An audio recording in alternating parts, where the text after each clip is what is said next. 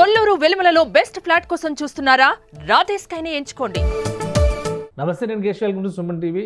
ఢిల్లీలో ఎన్నికల ఫలితాలు దాదాపుగా సెటిల్ అయినట్టుగా కనిపిస్తున్నాయి. ఎందుకంటే ప్రస్తుతం అందుతున్నటువంటి సమాచారం ప్రకారం చూస్తే గత 5-6 రౌండ్ల లీడ్లో భారతీయ జనతా పార్టీ అభ్యర్థులు ముందుకు దూసుకుపోతున్నారు. ఉదయం ట్రెండ్ స్టార్ట్ అయినప్పుడు ఎటువంటి నంబర్స్ కనబడ్డాయో మళ్ళీ ఇప్పుడు అదే నంబర్స్ కనిపిస్తున్నాయి. ఫైనల్గా కూడా దాదాపు ఈ ఫిగర్స్ సెటిల్ అవ్వచ్చు అనేటువంటి సంకేతాలు కనిపిస్తున్నాయి. ఎందుకంటే బీజేపీ ప్రస్తుతం ఉన్నటువంటి నెంబర్ ప్రకారం చూస్తే 48 స్థానాల్లో లీడ్లో ఉంది. ఇక ఆమ్ ఆద్మీ పార్టీ 22 చోట్ల లీడ్లో ఉంది. ఇప్పటికే ఒక 5 చోట్ల అధికారిక ప్రకటనలు కూడా పూర్తయినాయి. 3 చోట్ల బీజేపీ అభ్యర్థులు గెలిచారు, 2 చోట్ల ఆమ్ ఆద్మీ పార్టీ అభ్యర్థులు గెలిచారు. ఇక మాజీ సీఎం అరవింద్ కేజ్రీవాల్ వెనుకంజలో ఉన్నారు.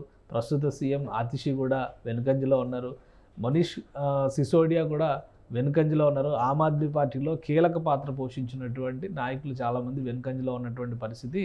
ఫైనల్ రౌండ్స్ మరికొన్ని నియోజకవర్గాల్లో 5 నుంచి 8 రౌండ్లు కూడా కౌంటింగ్ ఉంది. కాబట్టి చివరిలో నంబర్స్ మారతాయా లేదా అనే సందేహం తప్పితే ఢిల్లీ గద్దెపైన బీజేపీ పీఠం ఖాయం అనేటువంటి సంకేతాలు అయితే స్పష్టంగా వచ్చేసింది. సో అసలు ఢిల్లీలో ఈ ఫలితాలు రావడానికి కారణాలు ఏంటి? ఆమ్ ఆద్మీ పార్టీ 3 ఎన్నికల తర్వాత 4వ ఎన్నికలో ఓడిపోవడానికి ప్రధాన పాత్ర పోషించినటువంటి అంశాలు ఏంటి విశ్లేషించేటువంటి ప్రయత్నం చేద్దాం. మనతో పాటు చంద్ర శ్రీనివాస్ గారు, అనలిస్ట్. చంద్ర శ్రీనివాస్ గారు నమస్కారం. నమస్కారం అండి. ఢిల్లీ రిజల్ట్ చూస్తే అంటే ఎక్కువ మంది ఆమ్ ఆద్మీ పార్టీ గెలుస్తుంది అని ఎగ్జిట్ పోల్స్లో కూడా చెప్పారు. రివర్స్లో ఉన్నట్టుగా కనిపిస్తుంది. అంటే కొన్ని విషయాల్లో చూస్తే బీజేపీకి ఎడ్జ్ ఉన్న విషయం కూడా చాలా స్పష్టంగా చెప్పారు. బట్ టఫ్ ఫైట్ అయితే అందరూ అంచనా వేసినట్టుగా టఫ్ ఫైట్ అయితే కనిపిస్తుంది. సో బీజేపీకి ఇక్కడ అసలు కలిసి వచ్చిన అంశాలు ఏంటి? ఎందుకు 27 ఏళ్ల తర్వాత ఇప్పుడు ఢిల్లీ పీఠం పైన కాషాయ జెండా? సో ఇది ఎలా చూడాలి? అంటే ఎప్పుడెప్పుడు అని ఎదురు చూస్తూ ఉన్నారు. అంటే హ్యాట్రిక్ దిశగా సెంట్రల్లో అధికారంలో వస్తున్నాం, దేశవ్యాప్తంగా విస్తరిస్తున్నాం, దాదాపు 22-23 రాష్ట్రాల్లో విస్తరించాం. కానీ ఢిల్లీ సాక్షాత్తు ప్రధానమంత్రి, రాష్ట్రపతి, 150 దేశాల కార్యాలయాలు ఉండే ఢిల్లీలో అధికారం రావట్లేదనే బాధ బీజేపీని వెంటాడుతూనే ఉంది. అది మరి ఎన్నాళ్ళలో వేచిన ఉదయం అన్నట్టుగా 27 సంవత్సరాల తర్వాత బీజేపీకి నెరవేరినట్టే. ఎందుకంటే మీరు చెప్పినట్టు సార్ 2014, 19, 25 దాదాపు 13 సంవత్సరాలు ముఖ్యమంత్రిగా ఒక సామాన్యుల కోసం చీపిరితో ఈ దేశాన్ని అవినీతిని ఊడ్చేస్తానని చెప్పి ఒక పార్టీ పెట్టిన వ్యక్తి. ఆ విధంగా ఆమ్ ఆద్మీ పార్టీ పెట్టి చివరికి అవినీతి వ్యతిరేకంగా పార్టీ పెట్టిన వ్యక్తి అవినీతి కేసులోనే ఇరుక్కోవటం. ఎప్పుడైతే లిక్కర్ స్కామ్లు ఇరుక్కున్న తర్వాత మనీష్ సిసోడియా దాదాపు 1.5 years జైల్లో ఉన్నాడు. వాళ్ళ పార్టీ ఎంపీ జైల్లో ఉన్నారు. చివరికి ఈయన కూడా, కేజ్రీవాల్ గారు కూడా జైల్లో ఉండే తెలికి తాత్కాలికంగా ఫైల్ క్లియరెన్స్ సంతకం పెట్టొద్దనే తెలికి ఆతిషి గారిని తాత్కాలికంగా ముఖ్యమంత్రిని పెట్టారు. ఇప్పుడు ప్రజల తీర్పు చూస్తూ ఉంటే వీళ్ళు ముగ్గురు కూడా 10 రౌండ్లు పూర్తయిన వెనకంజలో ఉన్నారంటే సాక్షాత్తు కేజ్రీవాల్, ఇప్పుడున్న ముఖ్యమంత్రి ఆతిషితో పాటు సిసోడియా కూడా వెనకబడి ఉన్నారంటే ప్రజలు ఎంత ఇదిగా వీళ్ళు వ్యతిరేకిస్తున్నారు. మనం సిసోడియాని అంటే జైల్లో ఉండొచ్చారు, ఆయన ఏదో నెగిటివ్ ఉంది అన్నట్టుగా అభిప్రాయపడ్డారు ఫస్ట్.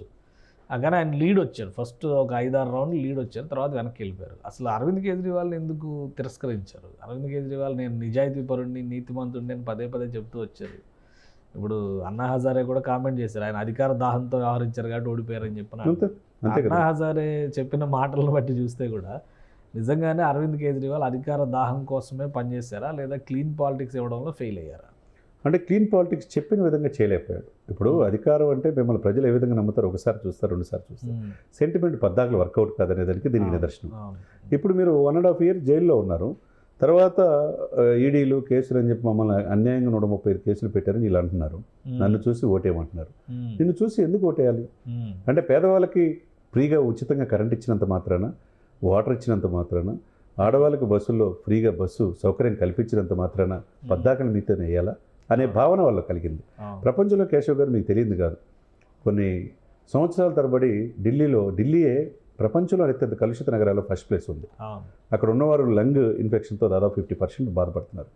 మరి ప్రభుత్వం వీళ్ళు ఏమనుకున్నారంటే ప్రజలు బీజేపీ ఉంటే ఇప్పుడు డబుల్ ఇంజిన్ సర్కార్ లాగా రాష్ట్రంలో, సెంట్రల్లో, ఇది కేంద్రపాలిత ప్రాంతం అయినా రాష్ట్రంగా భావించిన ఇరు ప్లేసుల్లో కనుక బీజేపీ ఉంటే కనుక మాకు మంచి జరుగుద్దనే భావనలో వాళ్ళు కలిగారు. దీనికి ప్రధానమైన కారణం ఏంటంటే ఈ తీర్పు ఇవ్వడానికి ఇప్పుడు 70 సీట్లు ఉన్న బీజేపీ 36 మ్యాజిక్ ఫిగర్. ఇప్పుడు చూస్తుంటే 40 దాటిపోయింది. అంటే 50-55 మధ్య బీజేపీ అధికారంలో ముఖ్యమంత్రి అభ్యర్థిగా టచ్ చేస్తుందంటారా Definitely. 48 దగ్గర 50-55 మధ్య 50 వెళ్తుంది. వీళ్ళు వెళ్తారు. ఇక్కడ మనం చూడాల్సింది ఏంటంటే ప్రజలు ఎందుకు ఇంత వ్యతిరేకించారు. ఇప్పుడు ఎందుకు ఇంత వ్యతిరేకత అనేది ఆమె కొన్ని రీజన్స్ ఉన్నాయి. అవినీతి అని, స్కామ్లు అని, అలానే ఆయన నేల విడిచి సాము చేశారని, 3 సార్లు ఆల్రెడీ గెలిచారు కాబట్టి ఎంతో కొంత వ్యతిరేకత ఉంటుందని, విపక్షాల మధ్య అనైక్యత ఉందని, ఒక 5-6 పాయింట్లు ఇలాంటివి కనిపిస్తున్నాయి. కానీ బీజేపీకి అడ్వాంటేజ్ ఏమున్నాయి అక్కడ? ప్రధానమైన అడ్వాంటేజ్ ఏంటంటే మొన్న బడ్జెట్లో 12 లక్షల రూపాయలు ట్యాక్స్ ఎగ్జామ్షన్, 12,75,000. ఎక్కువ మంది ఎంప్లాయీస్ ఢిల్లీ సిటీలో ఉన్నారు. వాళ్ళందరూ కూడా బీజేపీ వైపు చూశారు. అది బాగా పనిచేసింది, బాగా 100% పనిచేసింది.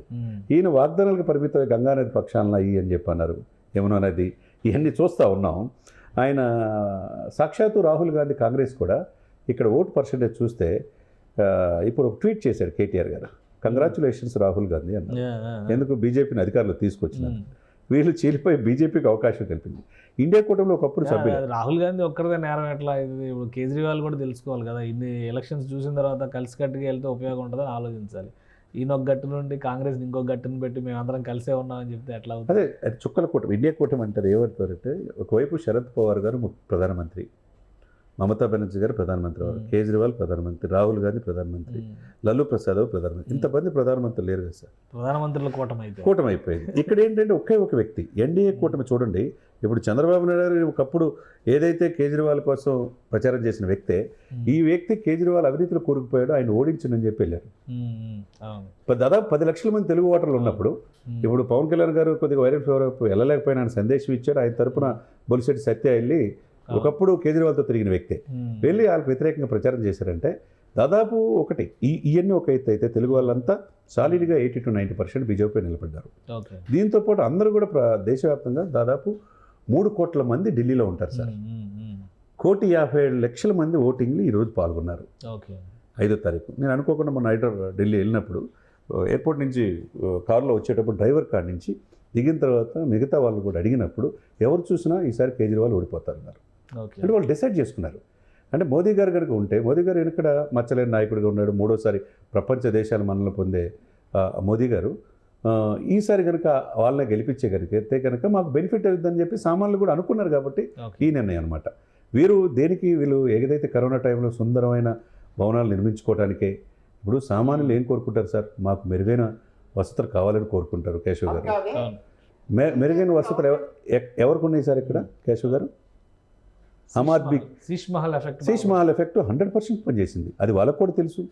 అదేవిధంగా మెరుగైన సదుపాయాలు, మెరుగైన జీవిత ప్రమాణాలు ఎవరికి పెరిగినాయి? ఆమ్ ఆద్మీలో ఉన్న పార్టీ నాయకులు పెరిగినాయి. కానీ సామాన్య మానవులకి వాళ్ళ యొక్క ఇది తగ్గిపోయింది. అంటే అవినీతి విమర్శలు, అవినీతి ఆరోపణలు అన్ని రాజకీయ పార్టీల మీద వస్తున్నాయి. అది ప్రభావం చూపించింది అంటారా? అంటే ఇక్కడ సార్ ఒకటి సార్, మీరు నిజాయితీగా పనిచేసేటప్పుడు మీరు అన్నట్టు అన్నా హజారే ఉద్యమం పార్టీగా ఉండాలి, కానీ ఉద్యమంలో పాల్గొనాలి. కానీ రాజకీయ పార్టీకి వెళ్ళినప్పుడు నువ్వు తప్పు చేస్తావు, ఏ రోజుకైనా మీరు జైలుకి వెళ్ళాల్సిన పరిస్థితి అని చెప్పి ఆ రోజు చెప్పాడు. దశాబ్దం క్రితమే ఆయన. అంటే ఎంత దురదృష్టం మనం ఆలోచించుకోవాలి. ఆయన చెప్పినట్టే లిక్కర్ స్కామ్లో తిహార్ జైలుకి వెళ్ళొచ్చిన తర్వాత ఇప్పుడు నిప్పులేంది పొగరాదన్నట్టు లిక్కర్ స్కామ్ ఎక్కడి వరకు విస్తరించింది? పంజాబ్లో అక్కడ కూడా డంప్ చేశారు. చివరికి ఇప్పుడు ఎక్కడో రైతులు ఉద్యమం జరిగితే ఢిల్లీలో ఉన్న ప్రభుత్వాన్ని, కేంద్ర ప్రభుత్వాన్ని కూడా కాదనక రైతుల్ని రెచ్చగొట్టి తీసుకొచ్చారనేది ఒక అపవాదుగా ఉంది. తర్వాత రోహింగ్యాలకు కూడా వసతి కల్పిస్తామని చెప్పి అదొకటి తీసుకొచ్చారు. కొంత వర్గాలకు మాత్రమే సపోర్ట్ చేశారు. ఇక్కడ దళితులు 12 సీట్లు ప్రభావం ఉన్న దళితుల్లో కూడా బీజేపీ మొగ్గు చూపించారంటే, ముస్లిమ్స్ కూడా ఇది సుస్థిరమైన ప్రభుత్వం కావాలని కోరుకున్నారంటే, ఇది అన్ని వైపుల నుంచి కూడా ఈయన అష్టదిగ్బంధంలాగా అయిపోయారు కేజ్రీవాల్. కేవలం స్వయంకృత అపరాధంతో ఈ పరిణామాలని అందరూ అనుకుంటున్న మాట. ఇప్పుడు ఎప్పుడెప్పుడు అని ఎదురు చూస్తున్న బీజేపీ ఆ సేతు హిమాచలం విస్తరించింది, కానీ 27 ఏళ్ల తర్వాత ఢిల్లీ పీఠం పైన అధికారులు రాబోతుంది. చివరికి అక్కడ పోటీ చేసిన పర్వేష్ వర్మ కూడా 10 రౌండ్లు పూర్తయినా ఆయన లీడింగ్లో ఉన్నాడంటే, కేజ్రీవాల్ లేడంటే 2 రౌండ్లు మాత్రం కేజ్రీవాల్ లీడ్లోకి వచ్చారు. అది స్వల్పంగా 250-300. అంటే దీన్ని బట్టి ఇంకో 4-5 రౌండ్లో ఉన్నాయి. ఒక రకంగా ఇప్పుడు కేజ్రీవాల్ మీరు ఓడిపోయినా ఆశ్చర్యపడాల్సిన అవసరం లేదు. అంటే ప్రజలు ఇంత వ్యతిరేకిస్తున్నారు. ఆల్మోస్ట్ ఓటమి ఖరారు అనే సంకేతాలు కనిపిస్తుంది. 1500 ఓట్లు లీడ్లోకి వెళ్ళిపోయింది బీజేపీ. ఇప్పుడు తాత్కాలిక ముఖ్యమంత్రిగా ఉన్న అతిషి కన్ఫర్మ్ ఓడిపోయినట్టే. సిసోడియా ఇప్పుడు మొదట్లో ఇదన్నా ఇప్పుడు వెనకబడిపోయారు. ఇప్పుడు సాక్షాత్ కేజ్రీవాల్ గారి పరిస్థితి కూడా అదే. సామాన్యులు కొంతమంది ప్రజలను కనిపెట్టుకున్న వాళ్ళు మాత్రం విజయాన్ని నమోదు చేసుకుంటున్నారు. ఓకే. ఇక్కడ ఏంటంటే సార్ వీళ్ళల్లో ఒక స్కామ్లో మహిళల పట్ల ఒక స్కామ్లో వీడియోలు బయటకు వచ్చినాయి. తర్వాత బెదిరింపు ద్వారా ఎంపీలని బెదిరించిన దాంట్లో కొట్టినవి వస్తున్నాయి. వీళ్ళేమో అతిథులు కాదు కదా సార్. మీరు చీపిరితో రాజకీయాలు చేశారు. వీళ్ళు చీపిరితో మీరు మొత్తం విస్తరిస్తారని చెప్పేసి అంటే ఎట్లా? మీరు ఢిల్లీ వరకు పరిమితంగానే గుజరాత్లో ఎంటర్ అయ్యారు, అక్కడ 16% ఓట్లు తీసుకోగలిగారు. చివరికి హర్యానాలో ఎంటర్ అయ్యారు, పంజాబ్లో విస్తరిస్తున్నారు. ఎక్కడికక్కడ దేశం మొత్తం మేమే రాబోయే కాలంలో ఈ దేశానికి ప్రధానమంత్రి కేజ్రీవాల్ అని చెప్పి అంటున్నారు.